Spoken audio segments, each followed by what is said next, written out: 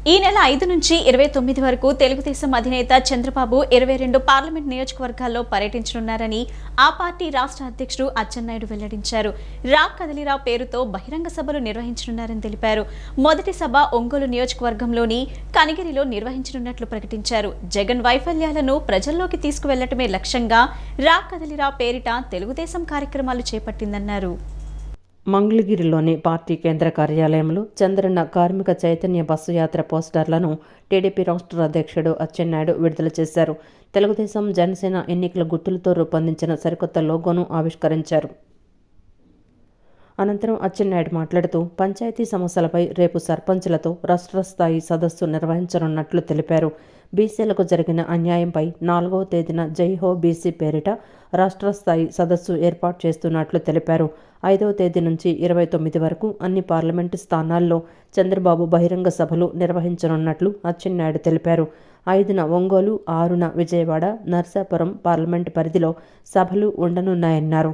18వ తేదీన ఎన్టీఆర్ వర్ధంతి సందర్భంగా గుడివాడలో భారీ సభ నిర్వహించనున్నట్లు అచ్చెన్న వెల్లడించారు. పార్టీ ఆవిర్భావం సందర్భంగా ఎన్టీఆర్ ఇచ్చిన రా కదలిరా పిలుపుని మళ్లీ ప్రజల్లోకి తీసుకెళ్తున్నామని తెలిపారు. విధ్వంసాలు, వైఫల్యాలు తప్ప జగన్ పాలనలో అభివృద్ధి అనేది భూతద్దంలో వెతికినా కనిపించదని విమర్శించారు.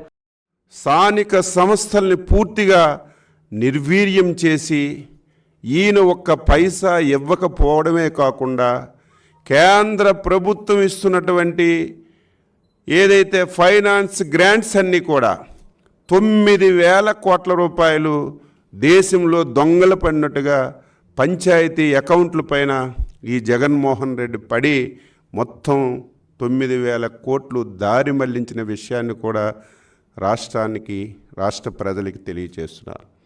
గ్రామాల్లో పూర్తిగా అభివృద్ధి నిలిచిపోయింది. గ్రామాల్లో ఎక్కడ పారిశుధ్యం లేదు. చంద్రబాబు నాయుడు గారు వేసినటువంటి లైట్లు అది కూడా చిత్తశుద్ధితో అంకిత భావంతో 5 సంవత్సరాలకి లైట్లు వేసి ఏ ఒక్క లైట్ పోయినా వాళ్ళకే మెయింటైన్ చేసుకునే అవకాశం ఇస్తే వచ్చిన వెంటనే దాన్ని విధ్వంసం చేసి రాష్ట్రం మొత్తాన్ని శేకటమయం చేసినటువంటి విషయాన్ని గుర్తు చేస్తున్నాను. ఈ విషయాలన్నీ ప్రజల్లోకి తీసుకువెళ్ళాలి. ఇప్పటికే తీసుకువెళ్ళాం, చివరి దశలో ఉంది. 100 రోజుల్లో ఎన్నికలు వస్తున్నాయి. ఈ 100 రోజుల్లో ఈ విషయాలన్నీ కూడా ప్రజల్లోకి తీసుకువెళ్ళాలని, ప్రజలను చైతన్యపరచాలని ఒక కార్యక్రమాన్ని జాతీయ పార్టీ అధ్యక్షుల నాయకత్వంలో తెలుగుదేశం పార్టీ తీసుకున్న విషయాన్ని కూడా మీ అందరికీ తెలియజేస్తున్నాను. రాష్ట్రంలో అన్ని వర్గాల ప్రజలు ఆందోళనలో ఉన్నారని, ఎన్నికల హామీలను అమలు చేయాలని అంగన్వాడీ, మున్సిపల్ కార్మికులు సమ్మె చేపట్టారని సిపిఐ రాష్ట్ర కార్యదర్శి కె రామకృష్ణ అన్నారు. అతి తక్కువ వేతనాలతో పనిచేస్తున్న వారి సమస్యలు పరిష్కరించినందువలన వాళ్లు సమ్మెకు వెళ్లారన్నారు. ఇప్పటి వరకు చేసిన అప్పులతో పోల్చితే కార్మికులు ఇవ్వాల్సింది చాలా స్వల్పమని అన్నారు. అంగన్వాడీ సమస్యలను పరిష్కరించాలని కలెక్టరేట్ల ముట్టడి కార్యక్రమానికి సిపిఐ మద్దతు తెలుపుతుందని చెప్పారు. హనుమాన్పేటలోని సిపిఐ రాష్ట్ర కార్యాలయంలో ఆ పార్టీ రాష్ట్ర కార్యదర్శి రామకృష్ణ విలేకరుల సమావేశం నిర్వహించారు. సమావేశంలో తొలుత కామ్రేడ్ ఏబి వర్ధంతిని పురస్కరించుకుని ఆయన చిత్రపటానికి పార్టీ నాయకులు పూలమాలలు వేసి నివాళులర్పించారు. అనంతరం సమావేశంలో రామకృష్ణ మాట్లాడుతూ రాష్ట్రంలో పెద్ద ఎత్తున దోపిడీ జరుగుతోందని ఆరోపించారు. బైజూస్ కంపెనీ మనీ లాండరింగ్ ఆరోపణలు ఎదుర్కొంటోందని, అటువంటి కంపెనీతో జగన్ ప్రభుత్వం ఎలా ఒప్పందం చేసుకుంటుందని రామకృష్ణ ప్రశ్నించారు. ప్రభుత్వం లాలూచీతోనే బహిరంగంగా దోచుకుంటున్నారని, బైజూసు సెంటర్ల వద్ద సిపిఐ తరపున నిరసన చేపడతామన్నారు. బైజూస్ని ప్రభుత్వం కట్టడి చేయాలని ఆయన డిమాండ్ చేశారు. బీజేపీ రాష్ట్ర అధ్యక్షురాలు పురంధేశ్వరి ప్రభుత్వ అవినీతిపై లేఖ రాసి 3 నెలలైందని ఇంతవరకు స్పందన లేదన్నారు. బీజేపీ, వైసీపీకి లింకు ఉంది కాబట్టి నేటి వరకు ఆ లేఖపై కేంద్రం స్పందించలేదని విమర్శించారు. వైసీపీకి ఉన్నదంతా కాంగ్రెస్ ఓటు బ్యాంక్ అని, నరేంద్ర మోదీ ప్రభుత్వాన్ని గద్దె దించాలని రామకృష్ణ పిలుపునిచ్చారు. టోటల్గా వాళ్ళేదో పెద్ద దోపిడీదారులైనట్లు, వాళ్ళేదో దోచుకుంటున్నారనేటట్లుగా వాళ్ళపైన దుష్ప్రచారం చేస్తూ ఉన్నారు. ఇది సరైంది కాదు. ముఖ్యమంత్రి గారికి మనవి చేస్తూ ఉన్నాం. రేపు వాళ్ళు రాష్ట్ర వ్యాప్తంగా 26 జిల్లాల కలెక్టర్ల కార్యాలయాలు కూడా దిగ్బంధనం చేయడానికి వాళ్ళు పూనుకున్నారు. మేము ప్రభుత్వాన్ని హెచ్చరిస్తూ ఉన్నాం. మేము కూడా ప్రత్యక్షంగా వారి కలెక్టరేట్ దిగ్బంధన కార్యక్రమానికి సిపిఐ తరఫున మేము పూర్తిగా మద్దతు ఉండడమే కాదు, మేము కూడా ప్రత్యక్షంగా అందులో పాల్గొంటాం. కాబట్టి ప్రభుత్వం దిగి రావాలి. సుప్రీంకోర్టు చెప్పినట్టుగా చట్ట ప్రకారము 26,000 రూపాయలు వాళ్ళకి ఇవ్వాలి నెలకు. నువ్వు అది ఇవ్వకపోతే ఏమైనా కనీసం నువ్వు చెప్పావు కదా, తెలంగాణ వల్ల ఇచ్చిన దానికంటే 1000 రూపాయలు ఎక్కువ ఇస్తానని చెప్పావు కదా, దాన్ని అన్న అమలు చేసి ఉండొచ్చు కదా. అది కూడా అమలు చేయకుండా నువ్వు ఇవాళ నా దగ్గర డబ్బులు లేవని మాట్లాడితే సరైంది కాదు.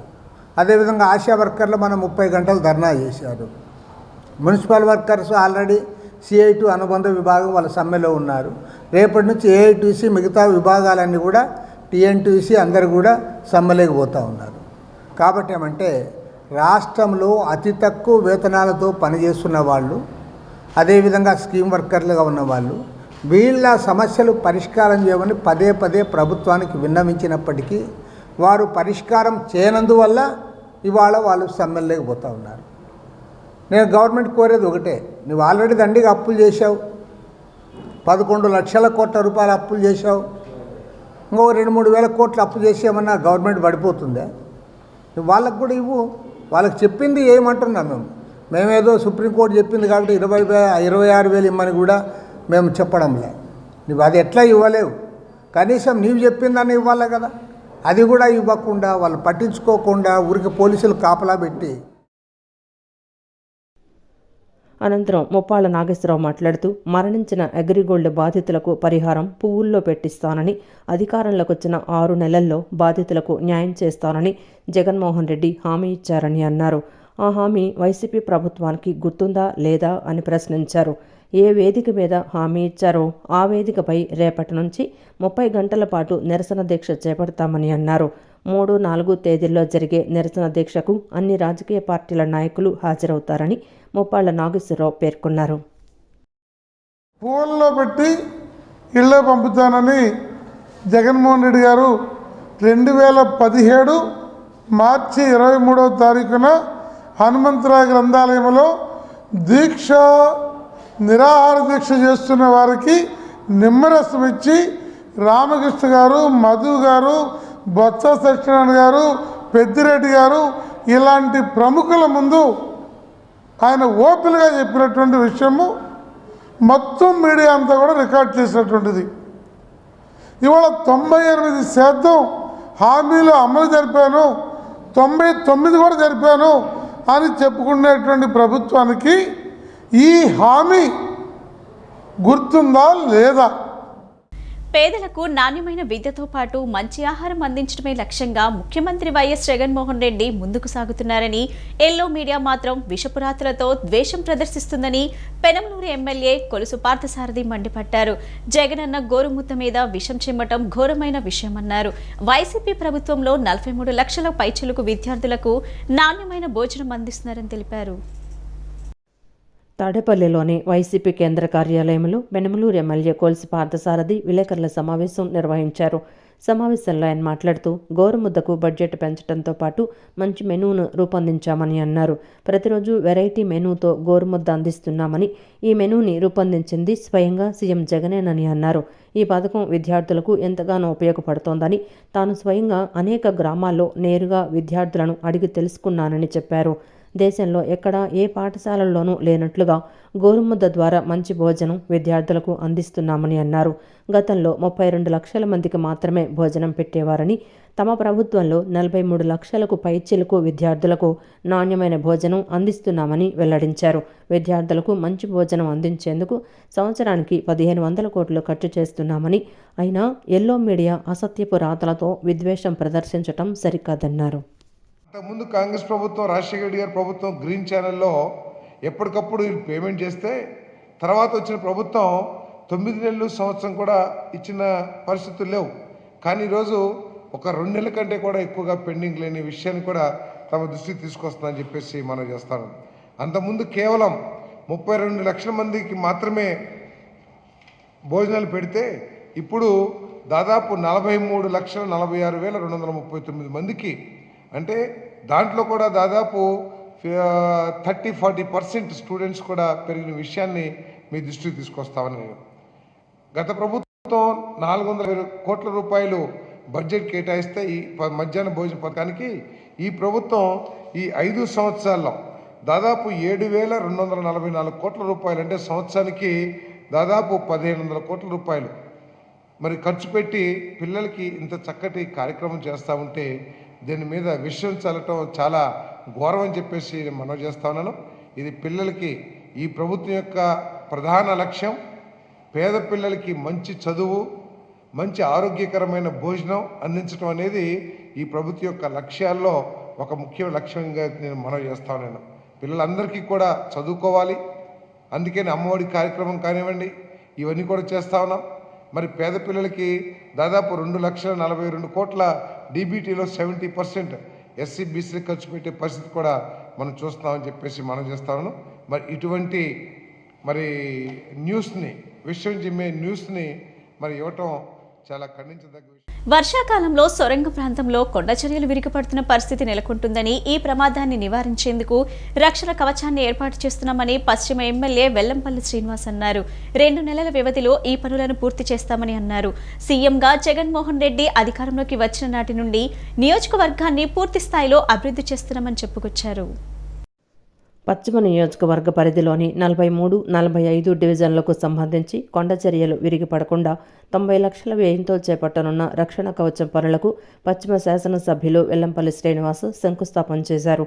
ఈ సందర్భంగా ఆయన మాట్లాడుతూ వర్షాకాలంలో ఎక్కువగా ఈ ప్రాంతంలో కొండ చర్యలు విరిగిపడుతున్న పరిస్థితి ఉందన్నారు. దానిని దృష్టిలో పెట్టుకొని ఈ రక్షణ కవచం ఏర్పాటు చేయాలని నిర్ణయం తీసుకోవటం జరిగిందని అన్నారు. ఈ పనులను 2 నెలలలోపు పూర్తి చేస్తామని అన్నారు.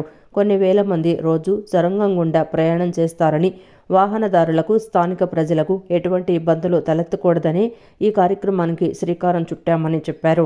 ప్రజలు సహకరిస్తే త్వరితగతిన పనులు పూర్తి చేసే అవకాశం ఉంటుందని ఆశాభావం వ్యక్తం చేశారు. అన్ని రకాలుగా నియోజకవర్గాన్ని పూర్తి స్థాయిలో అభివృద్ధి చేస్తున్నామని స్పష్టం చేశారు. అదేవిధంగా ఈ కొండ ప్రాంతం కూడా రక్షణ కవచం కంచె వేయాలని చెప్పని ఆ రోజు మా నగర మేయర్ గారు, మున్సిపల్ కమిషనర్ గారు అందరూ కలిసి అప్పటి అధికారులందరూ కూడా చర్చించుకొని టెక్నికల్ టీంని పిలిపించి ఈ కొండ చర్యలు కిందకి విరిగిపడకుండా ఉండడానికి ఏం చేయాలని చెప్పి దాన్ని టెక్నికల్గా సలహాలు తీసుకొని దాదాపు 86 లక్షలతో ఈ కొండని ఇటువైపు కొండ 2 కూడా సురక్షితంగా దాన్ని కంచె ద్వారా ఆ కొండ చర్యలు కిందకి పడకుండా ఉండే విధంగా చర్యలు తీసుకోవాలని చెప్పని మా మేయర్ గారు, కమిషనర్ గారు, మా కార్పొరేటర్స్ అంతా కలిసి కూర్చొని నిర్ణయం తీసుకోవడం జరిగింది. ఆ నిర్ణయం ద్వారా ఈ రోజు నుంచి వర్క్ స్టార్ట్ చేసి 2 నెలలలోపు ఈ సొరంగం ప్రాంతంలో ఉన్న కొండ చర్యలు ఏమీ కూడా ఇబ్బంది పడకుండా, ఎందుకంటే కొన్ని వేల మంది ప్రతిరోజు కూడా ఈ సొరంగం ద్వారా ప్రయాణం చేస్తుంటారు. వారికి సురక్షితంగా ఉండే విధంగా కావచ్చు, కొండ ప్రాంతంలో నివసించే వాళ్ళకి కావచ్చు, ఈ యొక్క సురక్షితంగా ఉంటుందన్న ఉద్దేశంతో నగరపాలక సంస్థ నిధులతో 86 లక్షల రూపాయలు పెట్టి నిధులు కేటాయించడం జరిగింది. అది వాళ్ళ వరకు శంకుస్థాపన చేసుకున్నాం. కొండ చర్యలు కిందన ప్రయాణికుల మీద కానీ, ప్రజల మీద కానీ, ఎవరి మీద, వాహనదారుల మీద పడకుండా పూర్తిగా రక్షణ కల్పించే విధంగా ఈరోజు ఈ ఏర్పాటు అన్నది చేయటం జరిగింది. 46 లక్షల వ్యయంతో ఈరోజు శంకుస్థాపన చేసుకున్నాము. త్వరితగతినే ఇది పూర్తి కూడా చేస్తామని తెలియజేస్తున్నాను. ఏదైతే మన మాజీ మంత్రివర్యులు శాసనసభ్యులు వెల్లంపల్లి శ్రీనివాసరావు గారు గతంలో అమ్మవారి గుడికి ఏ రకంగానైతే మనకి ఈ మెస్ వేయించారో ఆ రకంగా ఇక్కడ కూడా మెస్ వేయించేస్తే ప్రజలకు ఎలాంటి ప్రమాదం ఉండదని ఎమ్మెల్యే గారు సూచించడం జరిగింది. ఆ కాంట్రాక్టర్ని మళ్ళీ ఇక్కడ కూడా పిలిపించి ఇక్కడ కూడా ఆ పని చేయించే విధంగా అన్ని రకాల చర్యలు విజయవాడ మున్సిపల్ కార్పొరేషన్ నుంచి తీసుకోవడం జరిగింది. ఈరోజు జగన్మోహన్ రెడ్డి గారు మనకి సీఎంగా అయిన దగ్గర నుంచి అభివృద్ధి లక్ష్యంగా ప్రజలు జీవన విధానానికి ఎక్కడ ఎలాంటి ఆటంకాలు లేకుండా కొండ ప్రాంతాలను కూడా, మెట్లు ప్రాంతాలైనా, కొండ ప్రాంతంలో వాటర్ సప్లై అయినా ఏ ఒక్కటైనా కానీ ప్రతి ఒక్క విషయాన్ని క్షుణ్ణంగా పరిశీలించడమే కాకుండా పూర్తిగా చర్యలు చేపట్టడం కూడా జరుగుతుంది. శ్రీ దుర్గా మల్లేశ్వర స్వామివార్ల దేవస్థానం ఇంద్రకీలాద్రిపై రేపటి నుంచి ప్రారంభమయ్యే భవానీ దీక్షల విరమణకు సర్వం సిద్ధమైంది. ఈ నెల 7వ తేదీ వరకు కొనసాగే దీక్షల విరమణకు ఉభయ తెలుగు రాష్ట్రాలతో పాటు తమిళనాడు, కర్ణాటక, ఒడిశా నుంచి భవానీ మాలధారులు ఇంద్రకీలాద్రికి తరలిరానున్నారు. ఈ ఏడాది సుమారు 5 లక్షల మందికి పైగా భవానీలు దీక్షల విరమణకు విచ్చేస్తారని ఆలయ అధికారులు అంచనా వేస్తున్నారు. భవానీల రద్దీకి అనుగుణంగా అమ్మవారి దర్శనంలో వారికి ఎటువంటి ఇబ్బందులు కలగకుండా ఏర్పాట్లు చేస్తున్నారు. విజయవాడ ఇంద్రకీలాద్రిపై శ్రీ దుర్గా మల్లేశ్వర స్వామివార్ల దేవస్థానంలో రేపటి నుంచి భవానీ దీక్షల విరమణ కార్యక్రమం ప్రారంభం కానుంది. ఈ నెల 7వ తేదీ వరకు కొనసాగే దీక్షల విరమణకు ఉభయ తెలుగు రాష్ట్రాలతో పాటు తమిళనాడు, కర్ణాటక, ఒడిశా నుంచి భవానీ మాలధారులు ఇంద్రకీలాద్రికి తరలి రానున్నారు. ఈ ఏడాది సుమారు 5 లక్షల మందికి పైగా భవానీలు దీక్షల విరమణకు వస్తున్నారని ఆలయ అధికారులు అంచనా వేస్తున్నారు. ఆలయ ప్రాంగణంతో పాటు స్నానఘాట్లు, తలనీలాలు సమర్పించే కేసు ఖండనశాలలు, లడ్డూ ప్రసాదం కౌంటర్లు, అన్నప్రసాద వితరణ కేంద్రాలు ఏర్పాటు పనులు పూర్తయ్యాయి. ఈరోజు మధ్యాహ్నం నుంచే భవానీలు నగరానికి తరలి వస్తున్నారు. ఈరోజు రాత్రే పవిత్ర కృష్ణానదిలో పుణ్యస్నానాలు ఆచరించి తెల్లవారుజామున గిరి ప్రదక్షిణ పూర్తి చేసుకున్న అనంతరం క్యూలైన్లోకి చేరుకుంటారు. రేపు ఉదయం 6 గంటలకు అమ్మవారి ప్రధాన ఆలయంలో మూల విరాట్కు ఆలయ అర్చకులు, వైదిక కమిటీ సభ్యులు పూజా కార్యక్రమాలు నిర్వహిస్తారు. అనంతరం ఆలయం నుంచి అర్చకులతో పాటు chairman Karnati Rambabu, EO KS Ramarao, పాలక మండలి సభ్యులు మేళతాళాలు, మంగళ వాయిద్యాల నడుమ ఊరేగింపుగా మహామండపం దిగువన ఉన్న హోమగుండాల వద్దకు చేరుకుంటారు. మహామండపం ఎదుట ఏర్పాటు చేసిన 2 హోమగుండాల్లో ఉదయం 6:30 గంటలకు అగ్ని ప్రతిష్టాపన చేస్తారు. దీంతో దీక్షల విరమణ లాంఛనంగా ప్రారంభమవుతుంది.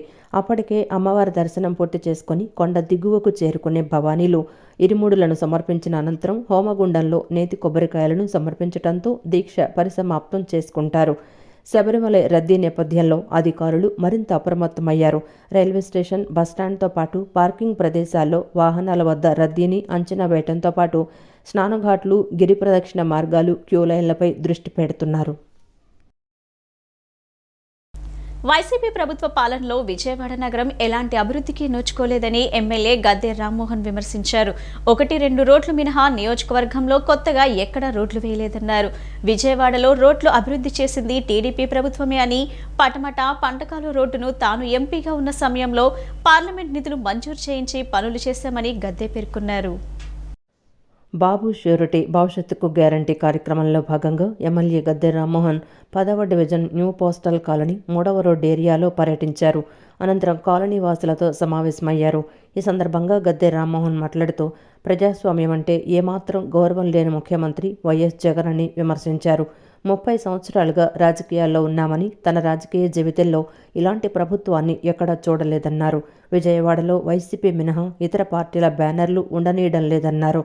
ప్రోటోకాల్ నిబంధనలను పాటించకుండా శంకుస్థాపనలు చేస్తున్నారని ఆగ్రహం వ్యక్తం చేశారు. 2 చిన్న రోడ్లు వేసి నాడు నేడు సోషల్ మీడియాలో ప్రచారం చేసుకుంటారని విమర్శించారు. విజయవాడలో రోడ్లు అభివృద్ధి చేసింది టీడీపీ ప్రభుత్వమేనని అన్నారు. పటమట పంటకాలువ రోడ్డును ఎంపీగా ఉన్న సమయంలో పార్లమెంటు నుంచి నిధులు మంజూరు చేయించి పనులు చేశామని పేర్కొన్నారు. అలాగే టవర్ లైన్ రోడ్డుకు సూత్రధారులం తామేనని వెల్లడించారు. వైసీపీ హయాంలో విజయవాడ అభివృద్ధికి నోచుకోలేదని అన్నారు. వాళ్ళు ఊరంతా కూడా బ్యానర్ కడతారు. మన బ్యానర్ కడితే 2 గంటలు తీసేస్తారు. పక్కనే వాళ్ళ బ్యానర్ ఉంటే వాళ్ళు దాన్ని ముట్టుకోరు.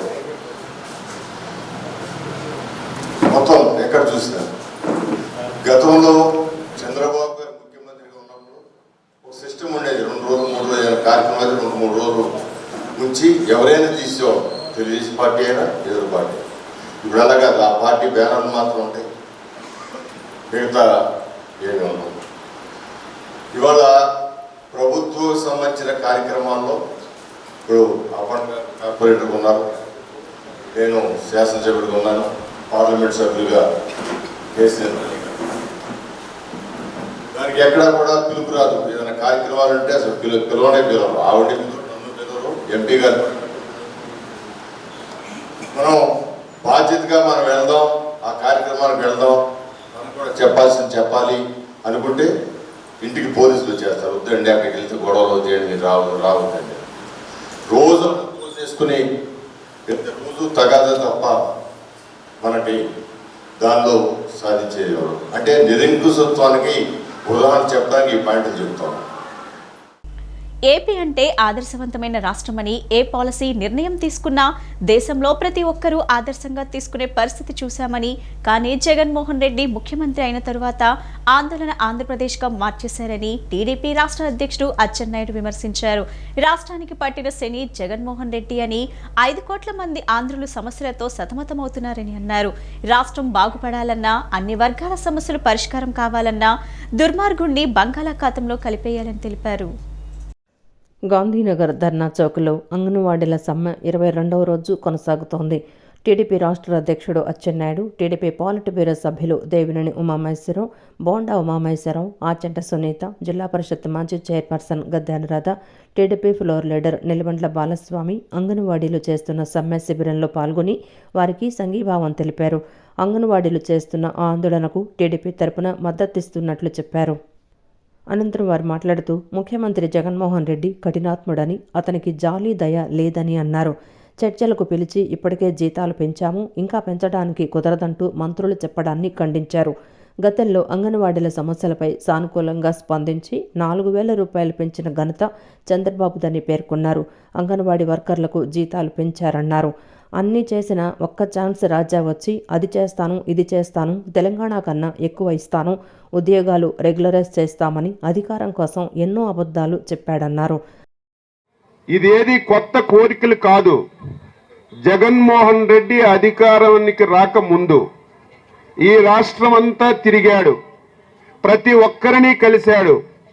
ఆయనే తన నోటితో మీరు ఓట్లు వేసి గెలిపించండి, నన్ను ముఖ్యమంత్రి చేయండి, మీ సమస్యలు పరిష్కరిస్తానని చెప్పి హామీ ఇచ్చినటువంటి విషయాన్ని ఆయన గుర్తుపెట్టుకోవాలి.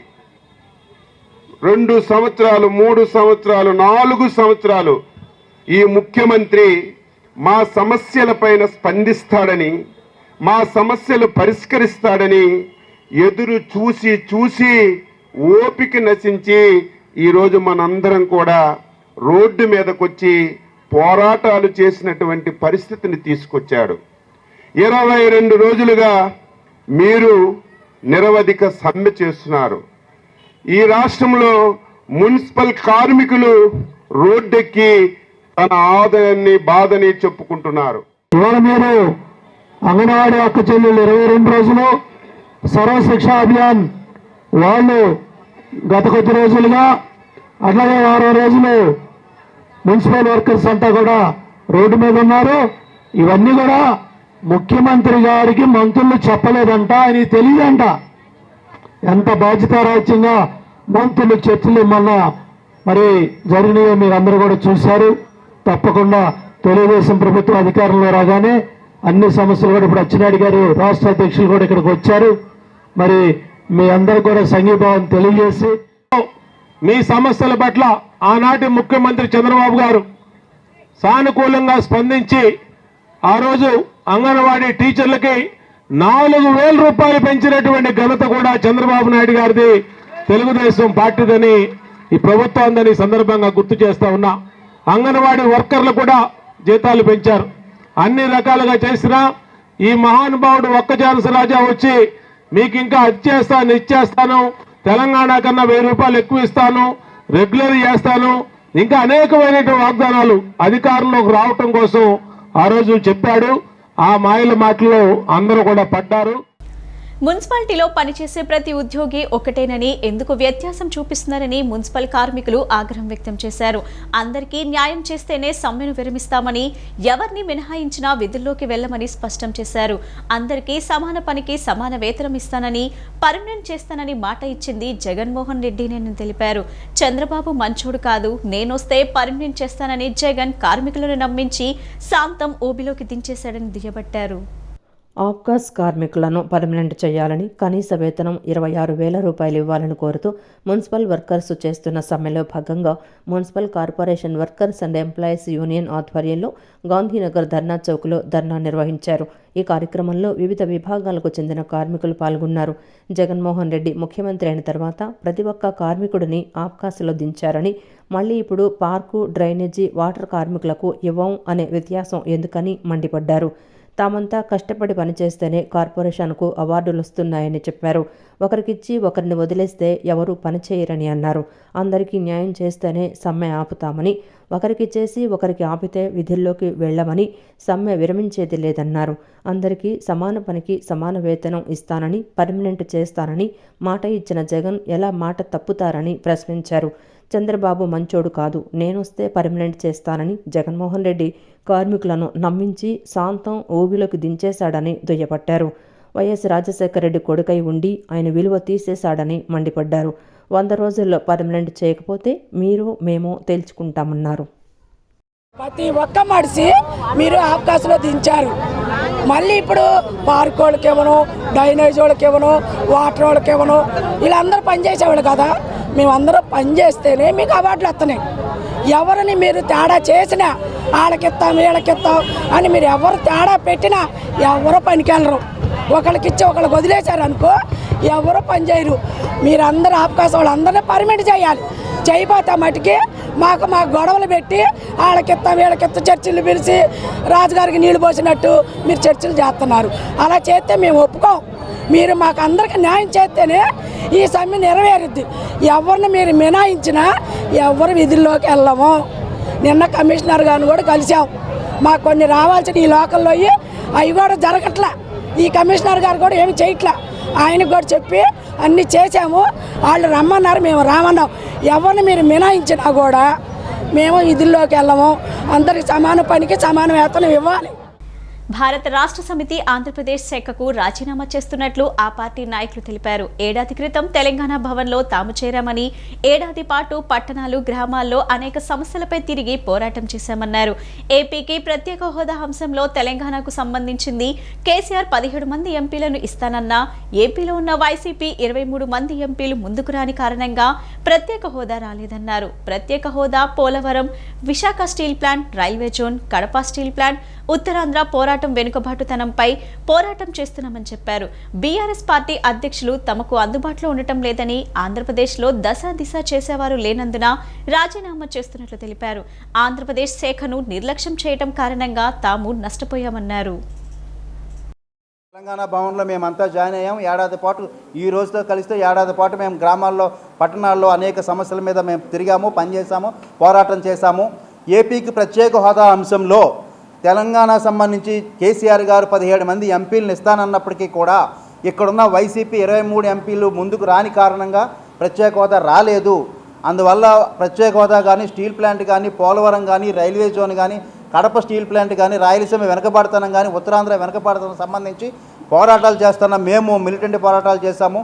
10 సంవత్సరాలు ఆంధ్రప్రదేశ్ అప్పుల్లో కష్టాల్లో ఉంది కాబట్టి ఇక ఎంత మాత్రం కూడా పార్టీ అధ్యక్షుల వారేమో బంజారీస్ రోడ్ నెంబర్ 36లో ఉంటున్నారు కాబట్టి మాకు అందుబాటులో అధ్యక్షుల వారు ఉండడం లేదు కాబట్టి ఆంధ్రప్రదేశ్లో దశ దిశ నిర్దేశం చేసేవాళ్ళు ఎవరూ లేరు కాబట్టి ఇక గతి లేని పరిస్థితుల్లో మేము భారత రాష్ట్ర సమితి పార్టీకి మేమంతా రాజీనామా చేస్తున్నాము. ఇవాళ బీఆర్ఎస్ పార్టీకి ఏపీ శాఖ నుంచి మాత్రమే మేము రాజీనామా చేస్తున్నాం. ఎందుకంటే మేము అనుకున్న రీతిలో ఈ పార్టీ ఇక్కడ పుంజుకోలేదు.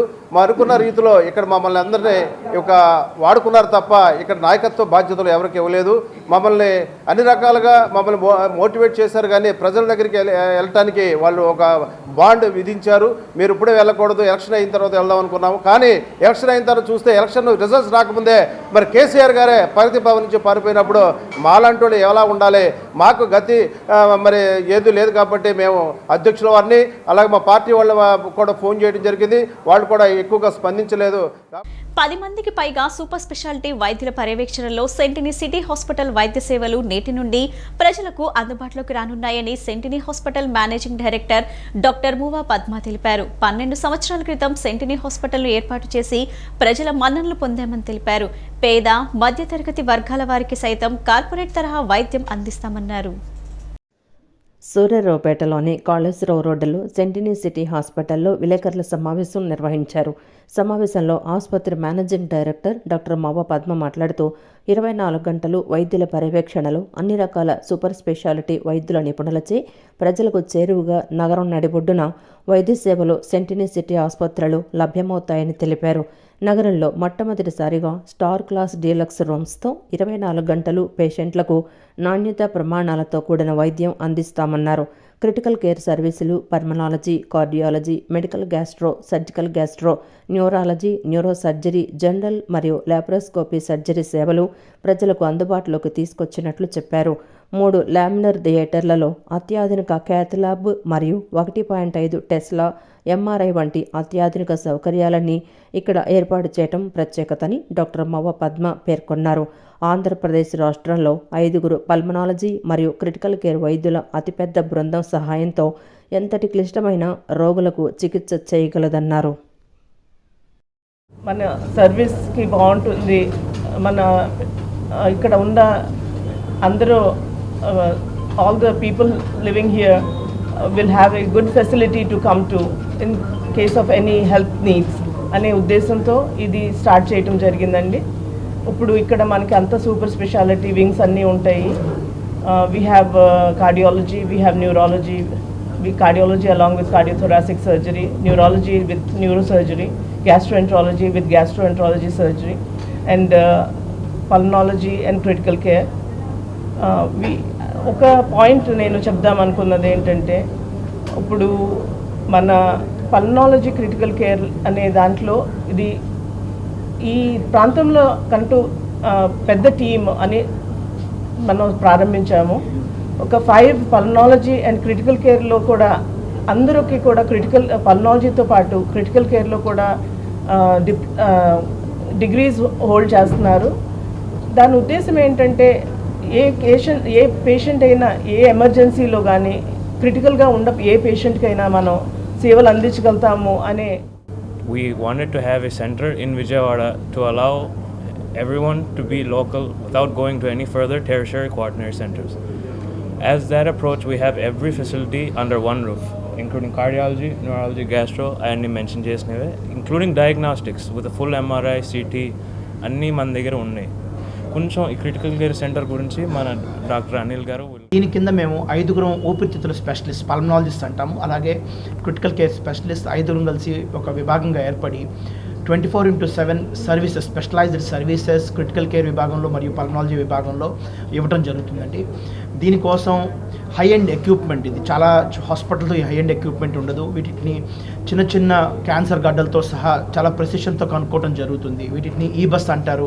అలాగే చిన్నపిల్లల్లో మింగేసినటువంటి ఫారిన్ బాడీస్ కానివ్వండి, లేకపోతే కనుక క్యాన్సర్ డిటెక్షన్స్లో ఎర్లీగా క్యాన్సర్స్ డిటెక్ట్ చేయడం కావచ్చు. అలాగే కొన్నిసార్లు బాగా తీవ్రమైన ప్రాణాపాయ స్థితులు ఉంటాయి.